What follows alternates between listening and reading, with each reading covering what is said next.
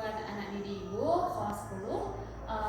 Hari ini pada pertemuan kali ini kita akan belajar bahasa Indonesia. Pada pertemuan yang sekarang kita akan belajar mengenai teks laporan hasil observasi. Teks laporan hasil observasi sudah pernah kamu dengar tentunya, ya kan? Nah, nanti di dalam semester ini kita akan belajar mengenai tentang teks. Ada berbagai teks nanti yang akan kita pelajari. Yang pertama sekali kita belajar tentang observasi. Nah, bicara mengenai teks laporan hasil observasi, yang kita ambil di situ adalah kata observasi, ya. Ada kata observasi. Sudah pernah melakukan observasi? Sudah tentunya, ya, waktu SMP. Observasi itu apa, Bu? Observasi itu sama halnya dengan melakukan pengamatan. Nah, perhatikan, melakukan pengamatan atau bereksperimen seperti itu. Nah, kalau nanti di dalam teks laporan hasil observasi itu bisa saja nanti pengamatan itu bisa dilakukan oleh masing-masing individu, satu individu, atau berkolaborasi dalam bentuk kelompok, gitu ya. Jadi boleh ditulis sendiri ataupun dalam bentuk kelompok. Nah, untuk apa kita nanti melakukan pengamatan, melakukan observasi, Bu? Nah, tujuannya itu nanti bisa untuk menguji dan juga bisa untuk membuktikan. Nah, menguji ini maksudnya apa? Contohnya nih, di sekolah. Tentu di kantin sekolah terdapat jajanan sekolah yang menggunakan saus seperti itu, ya. Nah, kemudian selama kamu mengonsumsi saus itu, saus berwarna merah, ya. Ketika kamu mencicipinya, kamu merasa ada yang aneh di dalam sausnya. Nah, maka kamu curiga jangan-jangan saus ini mengandung formalin atau mengandung zat kimia yang tidak bagus untuk tubuh seperti itu. Nah, nanti ketika kamu penasaran dengan saus tersebut, kamu bisa melakukan percobaan atau melakukan eksperimen sederhana untuk membuktikan dan menguji. Di sini tadi tujuannya untuk menguji dan membuktikan apakah saus tersebut berbahaya bagi tubuh atau tidak. Nah, itu tujuan dari kita melakukan pengamatan. Nah, kalau untuk objek yang diamati apa saja, Bu? Kalau dalam teks laporan hasil observasi yang kita amati itu nanti banyak. Boleh tanaman, boleh tumbuhan, atau boleh juga zat-zat kimia. Terutama kamu anak IPA, nanti itu akan berhubungan dengan zat-zat kimia, fisika, kimia, biologi. Kalau kamu pernah mungkin belajar, nanti ada namanya mengobservasi. Kalau zaman ibu dulu, ya, disuruh membawa ikan, terus kita bedah, kita observasi, kita amati apa yang kita temukan di dalam perut si ikan, seperti itu. Nah, atau contoh lainnya misalnya di sini kita ada kebun binatang yang terdekat di sini. Nanti kamu bisa ke sana, misalnya ibu tugaskan untuk mengamati harimau atau singa, seperti itu. Nanti kamu akan ke lapangan, kamu amati di sana. Kamu observasi, kamu lihatlah, kamu pelajari ciri-ciri dari si harimau. Misalnya matanya ada 2, bulunya berwarna coklat, kakinya ada 4, kemudian warnanya belang-belang, memiliki cakar yang sangat panjang, dan lain sebagainya. Kamu amati sedetail mungkin. Nah, nanti ketika kamu sudah mengamati si harimau tersebut, kamu tuliskanlah itu di buku.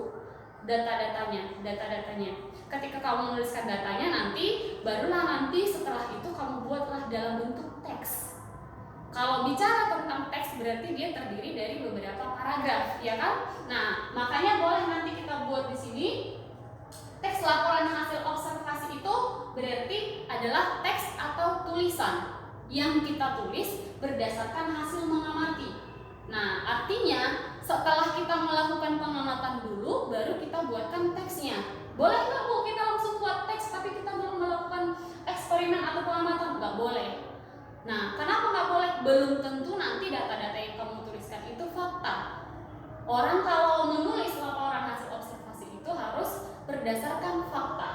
Nah, masuk ke ciri-ciri laporan hasil observasi. Kenapa harus fakta? Kita perhatikan satu persatu ciri-ciri laporan hasil observasi. Yang pertama, dia harus bersifat objektif. Objektif itu artinya sesuai dengan yang sebenarnya. Nah, maksud di sini itu sesuai dengan sebenarnya. Kalau misalnya ini contohnya pernah makan bakso, pernah, ya. Nah, kalau misalnya kamu pernah makan bakso itu terus kemudian kamu suka sekali dengan bakso, seperti itu. Nah, tetapi kamu ada kecurigaan ini, kamu amati di sana bahwasanya bakso yang sering kamu beli itu ternyata agak kurang enak di lidah seperti itu. Jadi kamu melakukan percobaan sederhana, melakukan observasi sederhana seperti itu, boleh bersama teman atau melakukan sendiri seperti itu. Nah, ketika kamu sudah melakukan pengamatan bahwasanya hasilnya adalah bakso tersebut ternyata murni itu terbuat dari daging, tidak ada kandungan formalin atau kandungan zat kimia yang berbahaya bagi tubuh. Maka walaupun kamu tadi di awal sudah ada kecurigaan bahwa bakso yang sering kamu konsumsi itu mengandung zat kimia yang berbahaya, tetapi ketika kamu sudah melakukan pengamatan ternyata tidak ada, tuliskanlah apa adanya. Nah, itu masuknya di sini objektif, sesuai dengan sebenarnya, tidak boleh ditambah, tidak boleh dikurang, sesuai dengan apa adanya. Apa hasil dari pengamatanmu, sampaikan dengan sebenar-benarnya seperti itu. Yang kedua, berdasarkan fakta, tentu. Nah, kenapa? Apa itu fakta? Fakta itu ciri-cirinya yang pertama pasti. Nah, yang kedua dapat dibuktikan. Tentu, ketika nanti kamu membuat teks laporan hasil observasi, misalnya tadi tentang harimau, maka kamu buat di situ nanti di dalam teksnya bahwasanya harimau memiliki kaki 4. Kalau misalnya nanti ada pembaca yang membaca teksmu atau menemukan teksmu bertanya, benar nggak harimau memiliki kaki 4? Nah, kan bisa dibuktikan dengan cara bagaimana mereka bisa mengamati langsung si harimau. Jadi harus dapat dibuktikan. Nah, kemudian dalam fakta itu dia harus pasti. Pasti itu artinya gimana, Bu? Misalnya nih, Ibu punya contoh, ada sebuah kalimat. Kandungan jeruk atau Ibu buat di sini, kandungan jeruk atau kandungan vitamin pada kulit jeruk sekitar 1500 mg. Misalnya nih, ada sebuah kalimat, kandungan vitamin pada kulit jeruk sekitar 1500 mg. Misalnya kamu baru mengamati kandungan apa saja sih yang terdapat pada kulit jeruk. Salah satunya adalah bahwa dia ada kandungan vitamin C. Misalnya kita buat kandungan vitamin C yaitu sebesar sekitar 1500 mg. Nah, ini kira-kira sudah fakta nggak kira-kira? Belum ya, ini tidak fakta. Kenapa? Ada kata yang mengacau pikiran kita di sini yang membuat kita atau yang membuat datanya tidak pasti, yaitu ada kata sekitar. Memang benar datanya sudah ada 1500, tetapi ada kata sekitar. Kata sekitar ini menjadi pengacau seperti itu ya. Kecuali nanti kalimatnya itu harus kita ubah, misalnya bisa maknanya tetap seperti ini, tapi kita pakai kata yang lain. Misalnya kandungan vitamin C pada kulit jeruk sebanyak. Nah, misalnya contoh sederhana ini ya. Misalnya kita ganti menjadi kata sebanyak 1500 mg.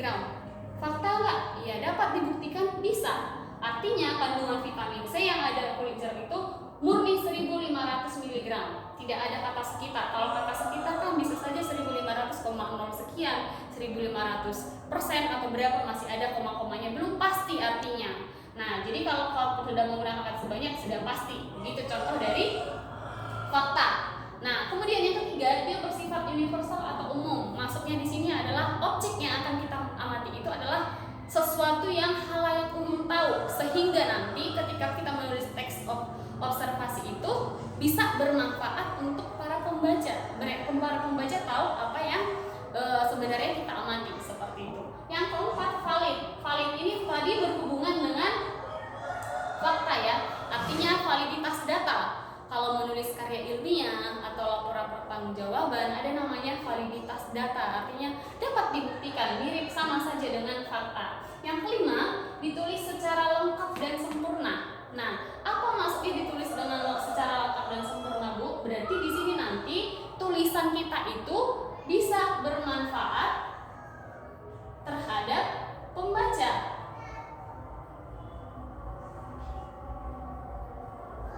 Artinya ketika kamu sudah mengamati sebuah objek, katakanlah itu tadi harimau atau apapun itu yang kamu amati itu, kamu membuatkan menjadi sebuah teks. Ketika teks kamu ini sudah kamu sampaikan, kamu posting misalnya ke media cetak buku-buku atau apapun itu, orang yang membaca teksnya itu bisa paham, oh bahwasanya ciri-ciri harimau ternyata begini ya, makanannya begini ya, tingginya seperti ini ya. Dia dapat membantu atau bermanfaat kepada si pembaca, itu maksudnya di sini. Jadi tulisan kita harus kita tulis secara lengkap dan sempurna supaya membantu pembaca memahami apa yang akan kita jelaskan atau sampaikan kepada si pembaca. Ini ciri-cirinya. Kemudian fungsi laporan hasil observasi itu kira-kira apa, Bu? Nanti dia ada sebagai informasi, sebagai bukti dan dokumentasi, sebagai pemecahan masalah, kemudian juga sebagai bentuk pertanggungjawaban. Nah, ini kalau untuk fungsi laporan hasil observasi. Nah, kalau untuk fungsi laporan hasil observasi ini, untuk lebih jelasnya nanti silahkan dibaca bukunya, sudah ada di dalam buku teks yang sudah dibagikan ke siswa, boleh dibaca-baca di sana atau boleh juga browsing dari sumber lain supaya lebih membantu pemahaman kamu seperti itu. Sampai di sini dulu pembelajaran kita hari ini, sampai bertemu di pertemuan berikutnya itu. Silahkan dicatat, dipahami, kemudian dipelajari dari penjelasan Ibu. Kalau ada yang kurang paham, boleh ditanya ke Ibu melalui grup ya. Grup kita sudah ada, Grup Bahasa Indonesia. Itu saja dari Ibu. Kalau ada yang kurang sempurna atau kurang Ibu ada salah, Ibu minta maaf. Sekian saja pertemuan kita hari ini. Mengakhiri dengan selamat siang.